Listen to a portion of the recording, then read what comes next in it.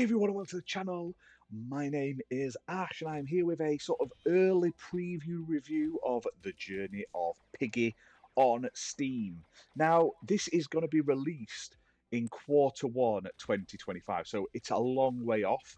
You can currently download the Journey of Piggy demo if you're interested, but I was lucky enough to be sent a copy by the developer publisher Family Devs, and I've been playing quite a bit of it. This is a roguelike sort of shooter game, one of those auto shooters, similar to your Brotatoes, your Vampire Survivors. You know the ones. I've covered tons of them on this channel. And it's all hand-drawn artwork. You play as this like piggy princess, basically blasting your way through a whole host of different modes. And one thing I'll give this game, it has a variety of modes, not just a survival-esque mode, it also has a full roguelike mode as well. Now, if you've ever played any of these like auto shooter games, you basically move around the screen with weapons and it auto aims at enemies. When you defeat them, they drop like XP. You get that XP, you level up, you increase your stats. Sometimes you get new weapons and abilities and stuff like that.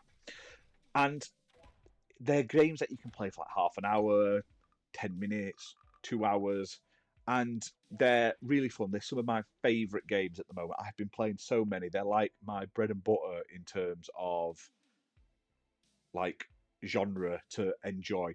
Great on things like the Steam Deck and stuff like that as well.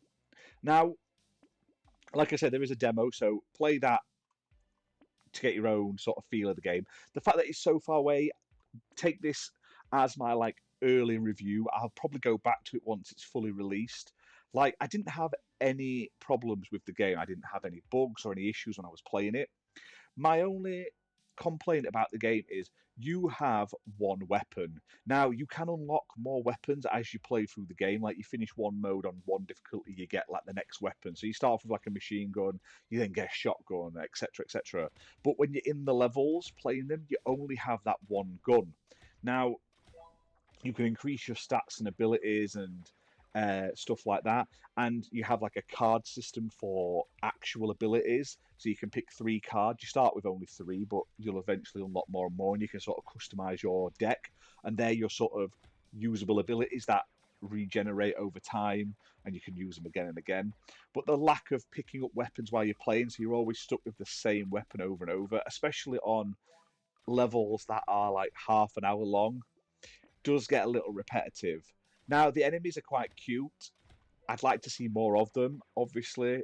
This is very early, and there's still a long way to go, but I would like to see more enemy types. But the art and the music and everything is fine, and the core gameplay is fine. I just feel like having only one weapon equipped, it makes it a bit lesser than some of the other games like this in the genre. Now, there is also a manual aiming option if you chose, like, you want to play it like that. But for me, I like to play them how they were built.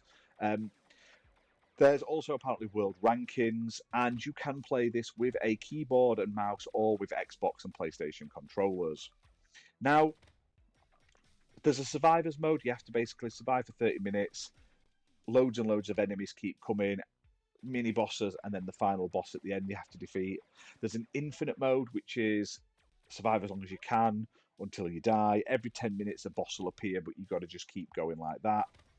There's then the roguelike mode, and this is like a story mode which you'll play in acts.